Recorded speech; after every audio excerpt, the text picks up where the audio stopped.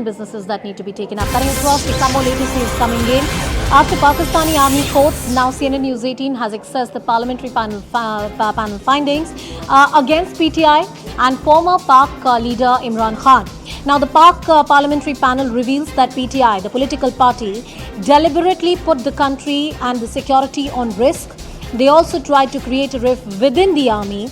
Top sources which are close to the Pakistani establishment reveal that they have enough evidence against PTI and the Imran Khan government.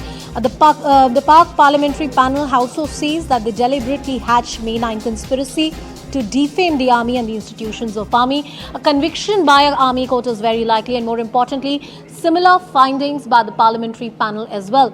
My colleague Abhishek Jha with us on the broadcast. Abhishek, news tightening around Imran Khan.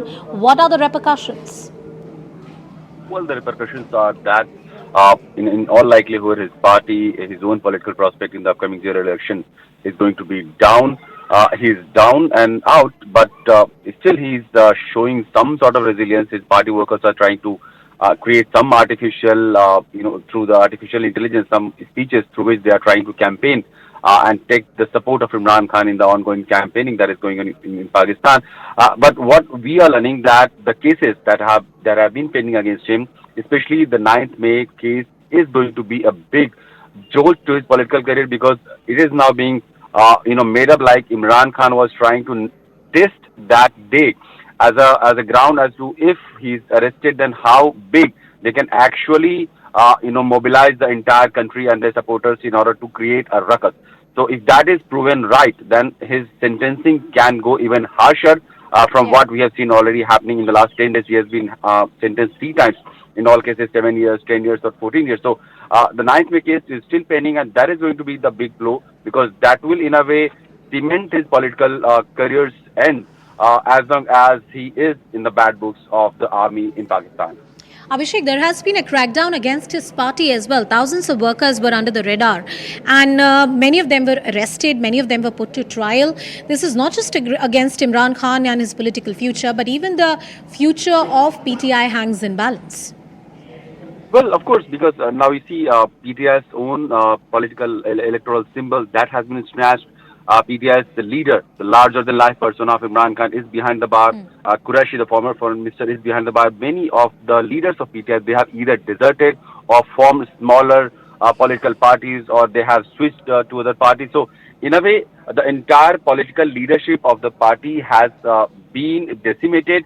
And now the PTI workers are moving in a rudderless boat, because they don't have any direction or any person who can direct them Okay. or their anger or their frustration.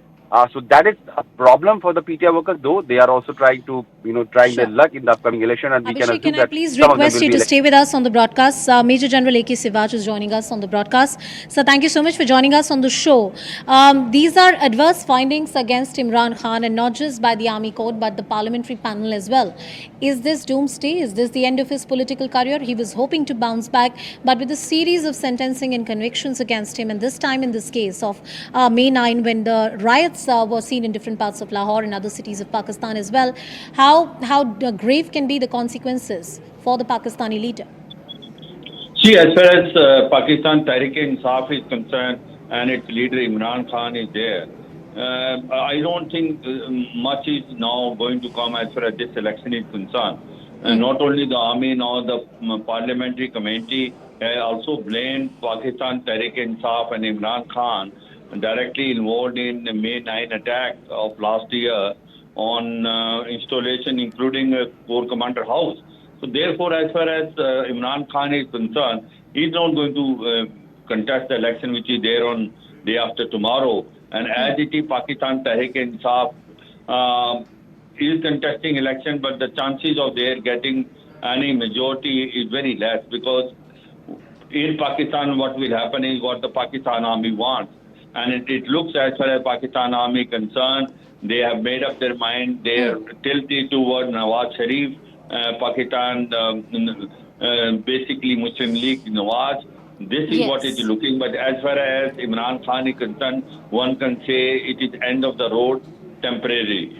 What will happen after 4 5 years? Time will only tell. It has been happening very often in Pakistan.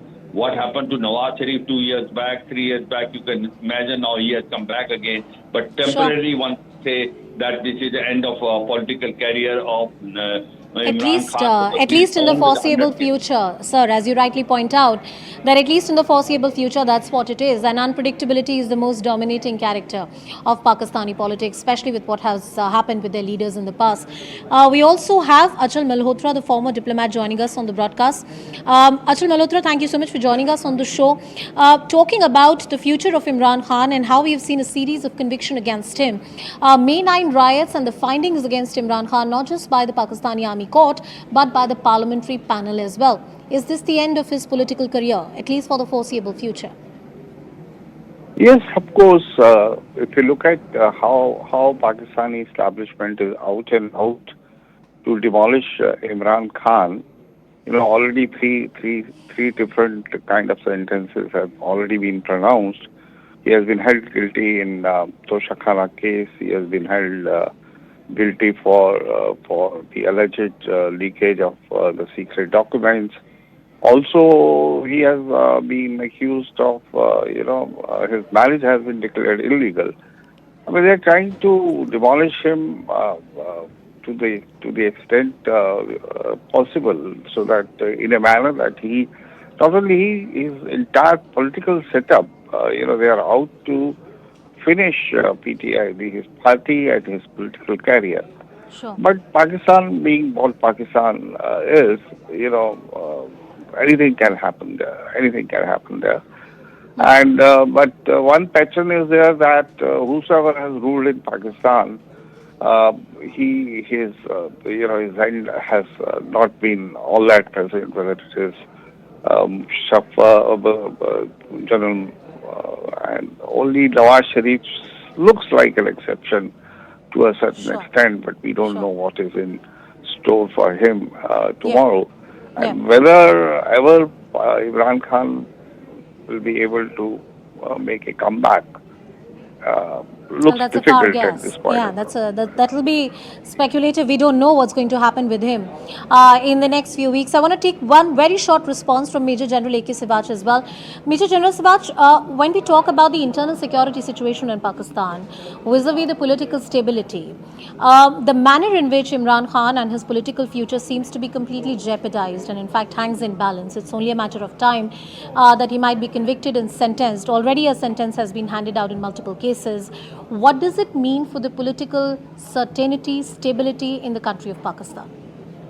You see, Pakistan is used to such type of environment. It has happened in past also. But one thing is very clear as far as Pakistan is concerned: the actual power does not flows from Islamabad. It flows from General Headquarters Rawalpindi. Whatever the Pakistan army wants, it will happen that way, and that's how the political instability comes in Pakistan. Earlier, last time when in 2018, that time the Pakistan army was more tilted toward Imran Khan. Imran Khan was not elected Prime Minister; he was selected Prime Minister. And this time it looks like that he fell apart from Pakistan army. He has been now behind the bar. He has been handed over a number of punishment in 3 cases. He is unlikely to come in very near future. But certainly it is Pakistan army directly or indirectly which rules Pakistan. And therefore it is a sham democracy. As very rightly brought out, there is a political instability in Pakistan. There is a total economic crisis. That is the biggest problem. And Tehreek-e-Taliban Pakistan, which is a terrorist party, is becoming very bold. So overall, it is a cocktail for a social war. And that's what everyone is expecting, that the situation is going from bad to worse. And what is stored as far as the public is concerned, it will be only known once the elections are over. But as on today, it looks that political instability is there to stay. All right. Thank you, Major General A.K. Sivach and Mr. Malhotra, for joining us on the broadcast and sharing that perspective with us. Political instability, economic uncertainty, and of course, the series of sentences for former Pakistani Prime Minister Imran Khan. We continue tracking that story. We talk about the UCC debate and much more here on The Nation at 5. For now, slipping into a very short break. Stay tuned.